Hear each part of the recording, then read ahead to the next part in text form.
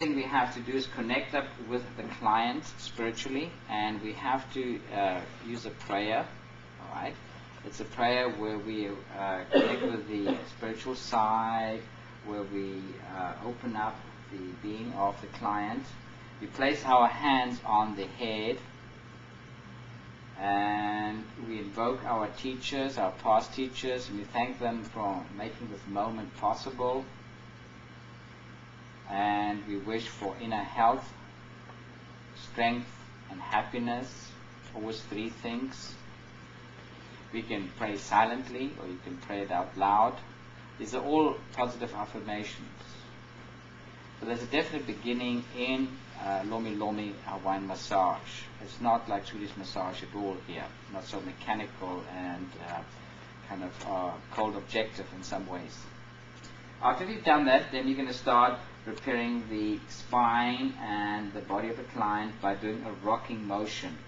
You place one hand flat on the spine. The pressure is like 1 or 2 out of 10. Straddle the spine between two fingers, the middle, the ring finger, or the index finger and middle finger. You're not going to cause any injury to the spine. It's very light, very non-invasive. And this is a good way to introduce lomilomi to a client, or massage therapy as such. Someone who's never had massage therapy before, and might have been told it's usually painful, but lomilomi is not. So what we're doing now is just getting the client emotionally ready. Okay, and of course feedback is necessary. So how does this feel? Feels good. So you're going to get little old ladies, people who've had laminectomies, multiple surgeries on the back, feel apprehensive. Those people who cannot relax, the body shows it too. The body's hard, or soft outside and hard on the inside. And as I said, trigger therapy comes from lomilomi.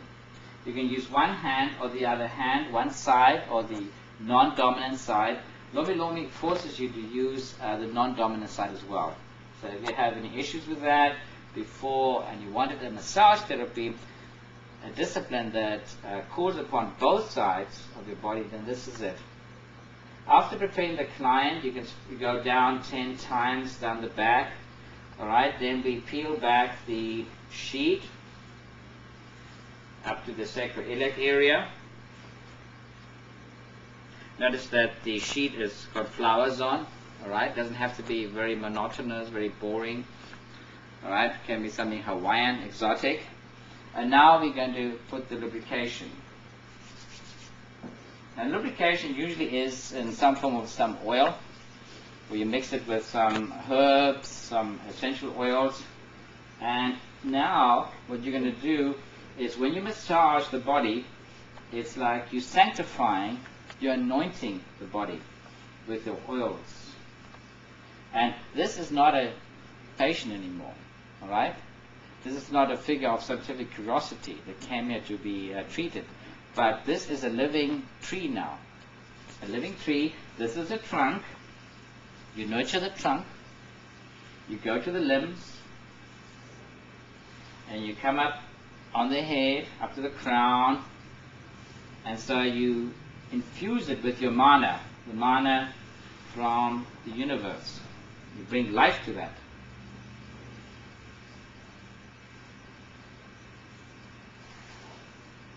Then after you've done so, you choose a side. Now lomilomi is always done first one side. Okay, and you can choose the male and female side. I'll discuss that later. And once you've done the entire side, then you switch over to the other side. Alright, whereas in Swedish massage, you do perhaps just the upper back first, and then the lower part of the body. Alright? Now, you bring two halves together. Alright, there's a philosophy of duality in lomilomi, a male and female, earth, sky, water, earth, day and night, and that's also transposed on the human body as well, male and female. Okay? And then we are going to go and start in the lumbar area. Alright? This area over here, and the QL muscle area and the sacroiliac area. That's where we're going to start all our strokes. Because if we open up the lower part of the body, right? Our base is over here, our pelvic, sacroiliac area first. Everything else is going to open up above and below. So we go for the center, for the energy center also. And the first stroke is the aloha stroke. Aloha stroke is flat palm on the body with another palm on top, and this is going to provide the force and the strength. The top hand provides the guiding force. It's going to stabilize the hand, and also to give you a good massage. It's good compression. Okay? You always got to think of ourselves as well when we do these massages. And I'm going to slowly just flow, and think of it like a wave that's crashing on the beach and sweeping up, and then when it comes back, it gets caught up in little rocks and debris on the beach and plants lying on the beach there, and then it forms little whirlpools and little eddies. So we think of spirals and little whirls of energy and long flowing wavy strokes. But notice what's happening now to my body. I have to use my body. I have to use my hips. That's how I go into that, you see. So this is the introductory stroke. We're saying hello to the body. We're also palpating for any sore areas. And we're mapping the area out. This is then followed by the deeper stroke, where we use the knuckles.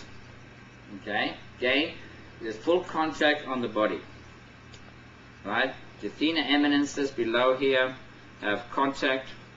The knuckles have contact.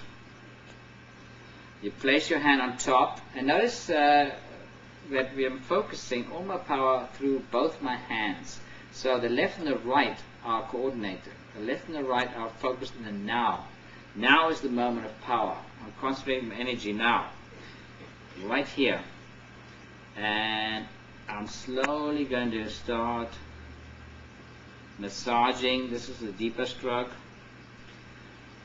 As I say, feedback is important. Okay. Is this uncomfortable for you? No, not at all. Okay. You can adjust the pressure. So for deeper strokes on bulkier people or people who just like deep massage, I lean in. And instead of doing the boring Swedish massage where you just go straight up and straight down and become very monotonous and bored after a while, it tends to be more creative. Think of yourself like a body sculptor, like an artist. Again, I stick to one side only. Good. I'm going to take a pause now before I show you the next stroke, and this will allow my students now to implement what I've just taught them.